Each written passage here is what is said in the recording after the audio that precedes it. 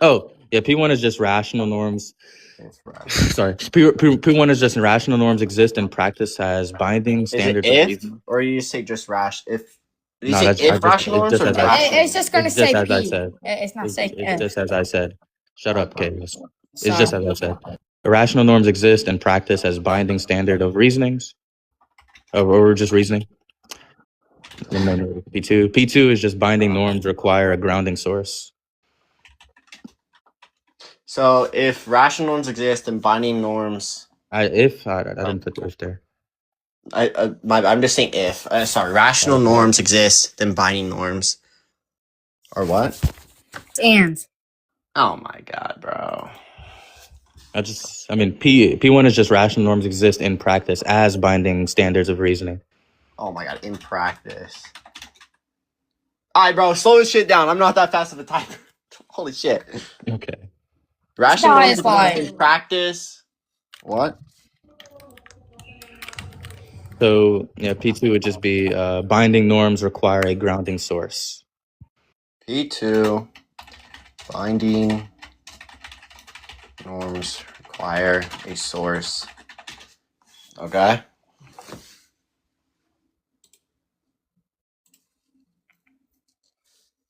So P1, rational norms exist in practice. P2, binding norms require require a source.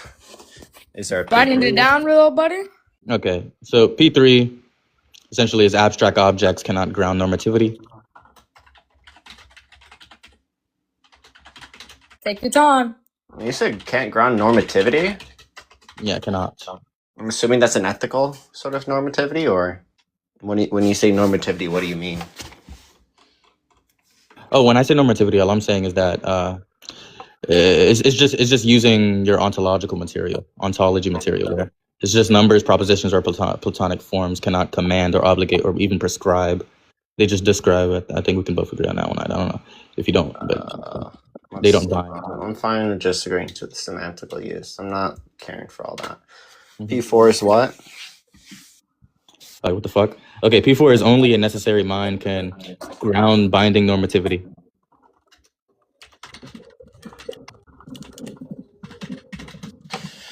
Said only a necessary mind can ground normativity. Mm-hmm. So what's conclusion? P5? There's a conclusion. So you conclude here? Yeah, there exists a necessary. Yeah, there exists a necessary rational ground of intelligible or intelligibly and normativity. There exists of a necessary what? There exists a necessary rational ground of intelligibility and normativity, and by definition, that is God. Necessary rational ground for. So P2 is rational norms exist. What the hell are we talking about? I'm just saying that's what it is, right? Like is that what you have? Like you said, it binds. Right? Yeah, P2 is just P1 if norms exist in practice. P2 binding norms, or sorry. Why do you still have the if? It's a habit. P1 rational norms exist in practice. P2 binding norms require a source. P3 abstract objects can't ground normativity. P4 only a necessary mind can ground normativity. Conclusion, there exists of a necessary rational ground for what? Or is it no 4? He told you the 4, buddy. Bro, I'm literally typing this up as I go. I don't know what you expect me to do. And then I have fucking chaos saying random shit. So if I'm trying to type it up, I normally speak out loud so I don't hear the full part. Guys, I'm lying. I never said a thing. That nigga said a thing. Somebody said inverse. You said what? You need P4? No. I have it all. I'm saying conclusion is just there exists of a necessary rational ground for what? Oh, there exists a necessary and rational ground of intelligibility and normativity. And by definition, that is God. So I'm not assuming a reference. Okay, well. Okay, so to be clear, and then yeah, okay. So P1, rational norms exist in practice. P2, binding norms require a source. P3, abstract objects can't ground normativity. P4, only a necessary mind can ground normativity. Conclusion, there exists a necessary and rational ground for intelligibility and normativity. Okay, well, particularly, what is the justification and motivator for P1? P2 or P1? P1. Oh, I'm sorry. Okay. Because it seems to be a case that you assume these rational because norms do P1 not exist in practice. Yeah, because P1, it's just a precondition of the argumentation itself. So you don't really go hunting for the paper like a philosopher or like a citation, like, right? So essentially, I don't. Okay, so I actually would it be an absurdity though? Because you're saying reasoning itself becomes unintelligible. But if for like an example to say logic doesn't matter, offering an argument is self-defeating. It uses logic to deny logic, unless you're using rationality in like some idiosyncratic sense. No. Okay, so what's the justification or motivator for P1? Yeah, the moment you argue against logic there, you've already kind of lost that position, because an argument is a chain of reasonings that's supposed to support a conclusion. So if logic truly didn't matter there, like, then your reasonings don't support your conclusion. That's what P1 is. P1 is just a transcendental premise. It's not empirical, historical, or sociological. It's so just when you invoke rational norms exist in practice, right? You do know that we can reduce that to that they do not exist, right? That is a debate there. That is something that's propositional. You think you would disagree with this? But I disagree that that's propositional, my premise. Yeah, like we debate what irrational norms are and if they exist or don't exist. Are you trying to say, or are you attempting to say that norms of reasons are not truthed in order for words like logic isn't the fact of reality? No.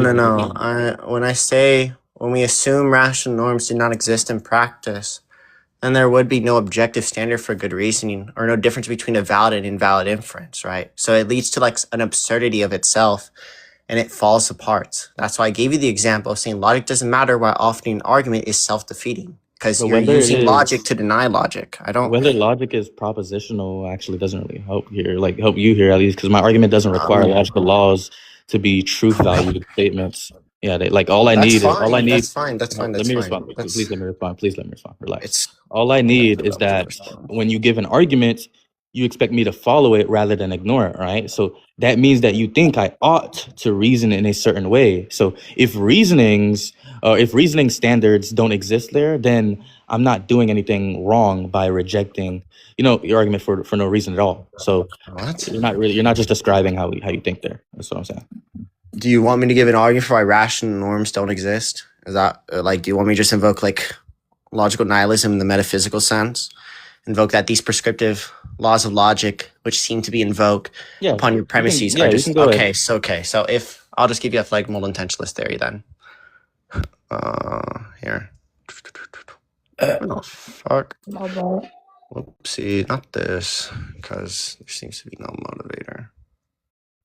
Where the fuck? Yeah, there it is. How do you spell? Anyways. Premise 1. Mental content is individual by its modal profile under possible world semantics. Premise 2, if mental content is individual by its modal profile, then there is an individuated by athletic modalities, which are necessities / possibilities as truth modalities. Conclusion, therefore, the mental content is individual by athletic modalities. The conclusion is, therefore, mental content is individuated by athletic modalities. Athletic modal intentionalism holds. And therefore, if it holds, it would just be prescriptive to the framework. How do you spell that, Senju? Athletic? It's L-A-L-E-T-H-I-C. It's elite, not athletic. Goodness gracious, relax. Okay.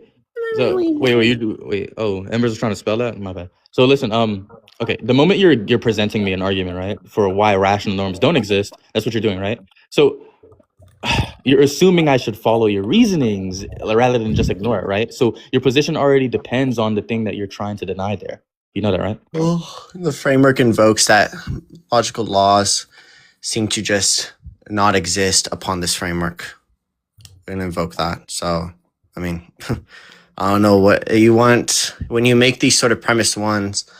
Again, why it's self-defeating, I've already explained that. I'm already just granting another outcome in which can ground the application upon why these rationales don't seem, or the rational norms do not exist within practice. And if this follows through, then it would be there. There is no like, you presuppose the reasoning. No, it's just a view in which entails that what is reality, and if reality holds to this framework, then it seems that we should follow such. And therefore, the thing which I'm invoking is true. I don't get what it's confused about. So you're saying under your theoretical framework, rational norms don't actually exist. We just follow whatever model of reality is correct, right? So you keep saying if reality works like this framework, or then we should follow it, right? That word there, should, is the entire issue that I'm having. So a description of reality does not by itself obligate the beliefs there. That's my problem. That's why we have motivators, bud. But gravity, no. Why are you bringing gravity?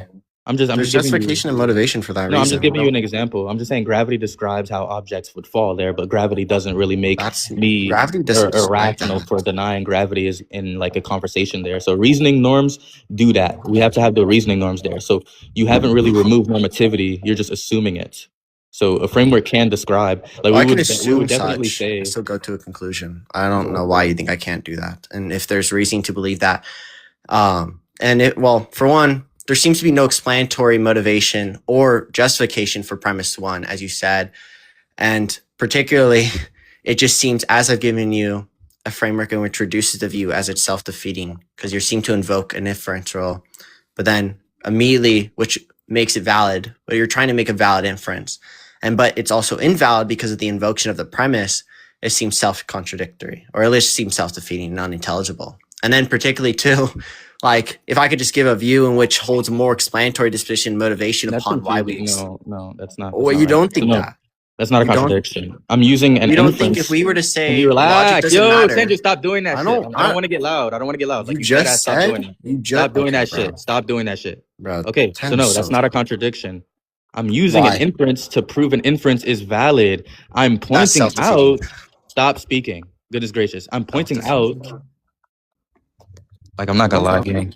Stop fucking speaking. So what I am pointing out right now is that you can't criticize an argument without already relying on standards of reasonings. I'm not deriving rational norms. I'm identifying what your objection presupposes there. You asked for justification of premise one, but asking for justification only makes sense if some reasons count as better than others. That's rational norms.